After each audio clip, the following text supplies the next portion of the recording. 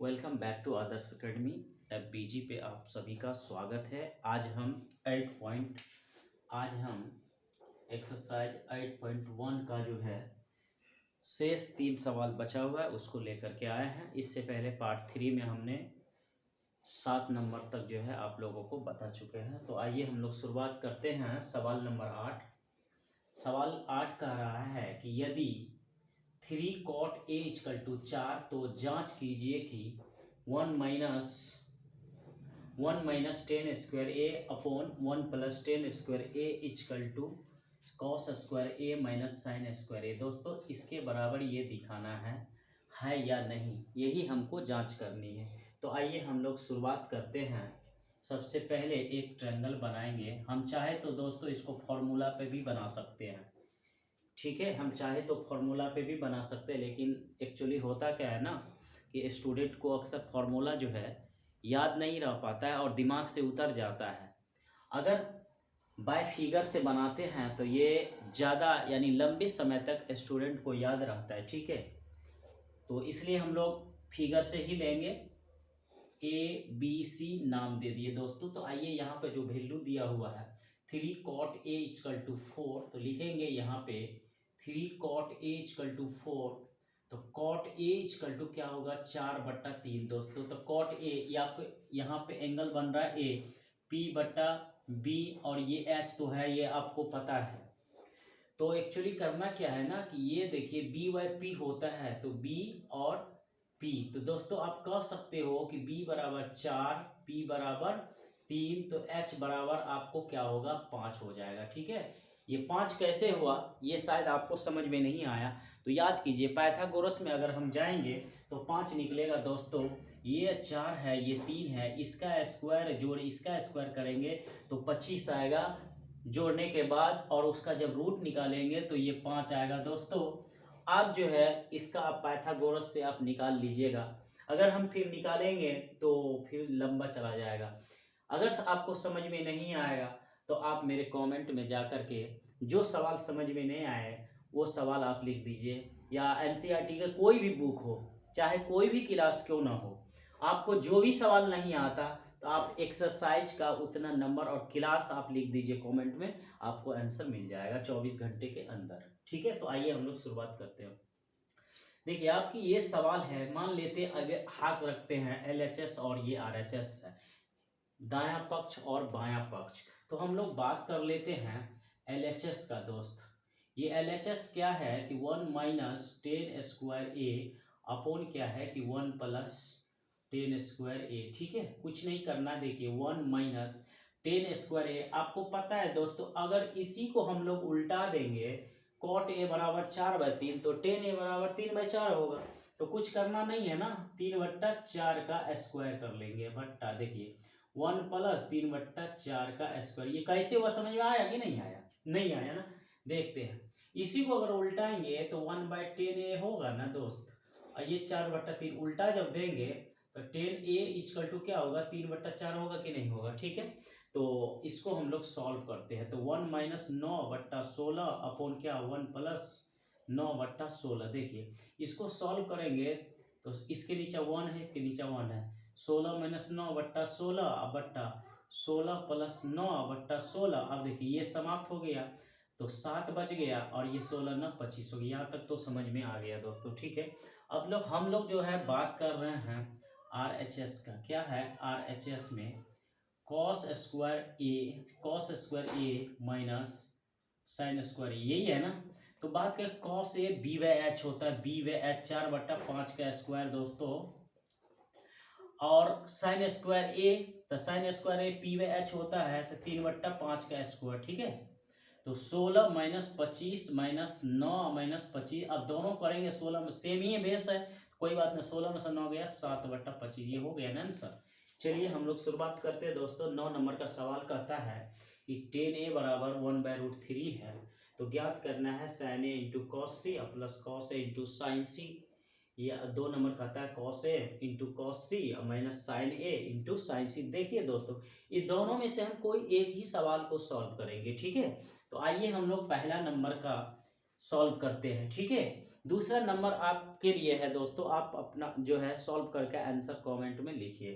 ठीक है, तो आइए हम लोग एक नंबर का शुरुआत करते हैं। सबसे पहले यहाँ पे हम लोग फिगर लेते हैं। ठीक है, देखिए ए बी और सी ये नाम दे दिए हम। ए इसलिए यहाँ दिए क्योंकि हमको 10a का वैल्यू दिया गया दोस्तों। ठीक है, तो हम लोग यहाँ पे शुरुआत करते हैं कि 10a का वैल्यू 1/√3 है। आपको पता है कि 10 थीटा इक्वल टू क्या होता है, यहाँ पे 10a है तो 10a इक्वल टू p/b।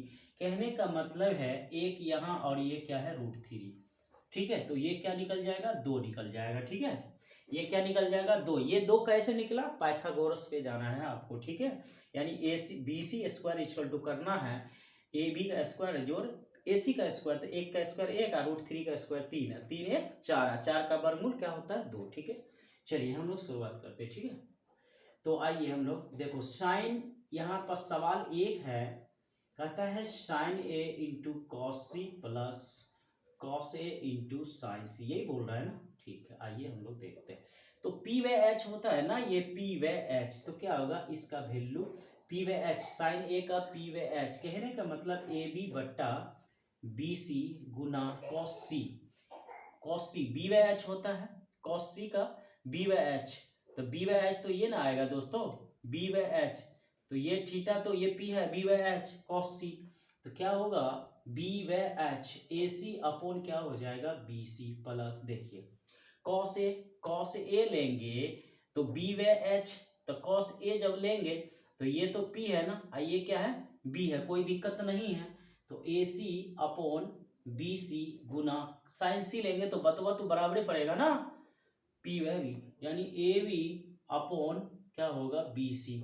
अगर हम साइन सी लेंगे तो साइन सी पी व एच होता है, पी तो ये है ही, बी सी है ही। चलिए इतना तो आ गया, इतना आपको समझ में आ गया। देखिए अगर हम बात कर ले, देखिए ये सेम, ये तो सेम ही है ना, आप चाहे तो वैल्यू पुट कर सकते हैं। ठीक है, चलिए वैल्यू ही पुट कर लेंगे तो अच्छा होगा, या आप कॉमन ले सकते हैं। देखो A C upon B C common लेंगे तो A B upon B C, A B upon plus B C, यही ना होगा, चूंकि ए सी क्या होगा दोस्तों ये कॉमन ले लेंगे। ठीक है, तो देखिए कोई फर्क पड़ने वाला इसमें नहीं, अगर एलसीएम भी लेंगे तो 2ab अपॉन बी सी हो जाएगा, होगा कि नहीं होगा।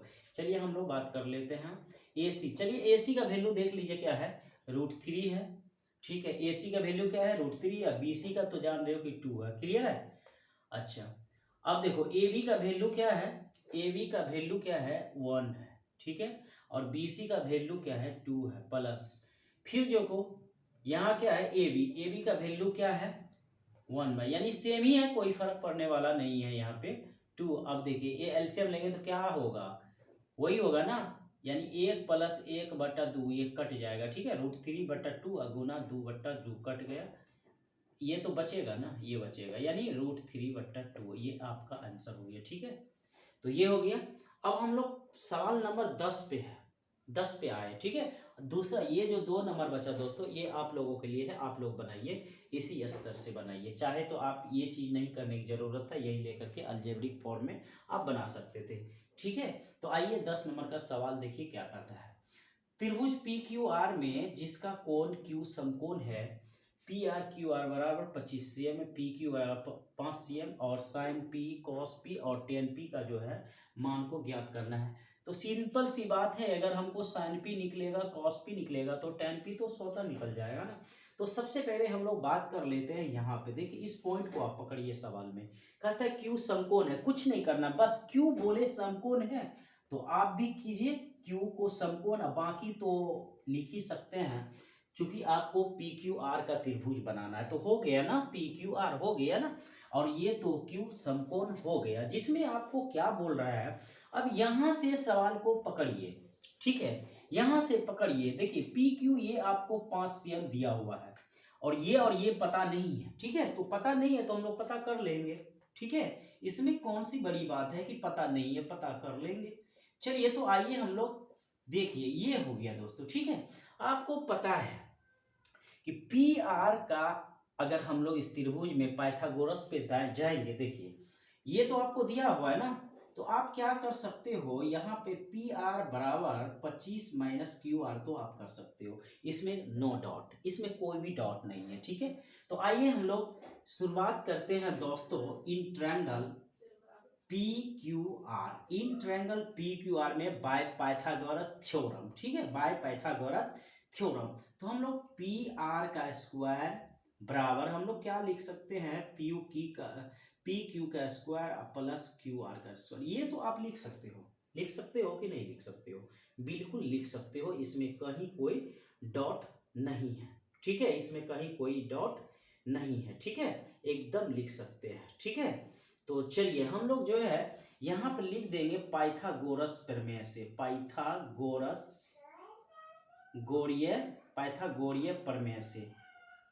प्रमेय से अगर हम 6.1 यानी त्रिभुज वाले चैप्टर में आएंगे तो ये आपको हम बताएंगे ये पाइथागोरस प्रमेय आता कहाँ से है, सारा आपको जो है यहाँ पे सिद्ध देंगे, ठीक है दोस्तों। तो आइए हम लोग आगे बढ़ते हैं, ठीक है।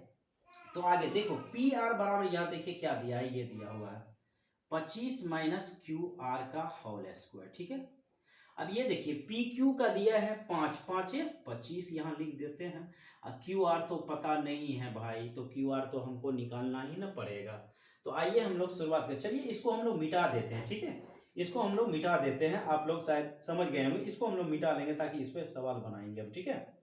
चलिए मिटा देते हैं, आप लिख लीजिएगा पाइथागोरस प्रमेय से, ठीक है, हम यहाँ पर लिख देते हैं, नहीं चलिए ठीक है वो तो लिख ही लीजिएगा, ठीक है। चलिए हम लोग करते हैं, देखिए a माइनस बी का फॉर्म हो गया दोस्तों, तो क्या होगा कि ए स्क्वायर माइनस 2ab क्लियर है, अब प्लस क्या होगा बी स्क्वायर हो गया, ठीक है। अब देखिए 25 प्लस क्यू आर का स्क्वायर, देखिए ये क्यू आर तो क्यू आर चला गया ना, देखिए 25 का स्क्वायर करेंगे तो क्या होगा 625, इसमें या मार लेंगे, ठीक है।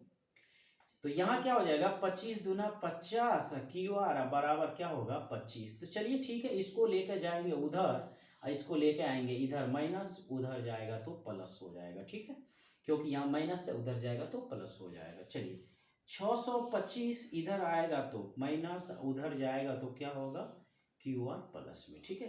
तो आइए ये क्या बच गया 600, आइए बट्टा में 50 आप कर देंगे, क्यू आर कितना होगा दोस्तों 12, ठीक है। तो क्यू आर का वैल्यू क्या हो गया 12, ठीक है, समझ में आ गया, क्यू आर का वैल्यू क्या हो गया यहाँ पे हो गया 12। तो आपको ये पता है जब ये 12 है ये 5 है तो ये क्या निकल जाएगा 13।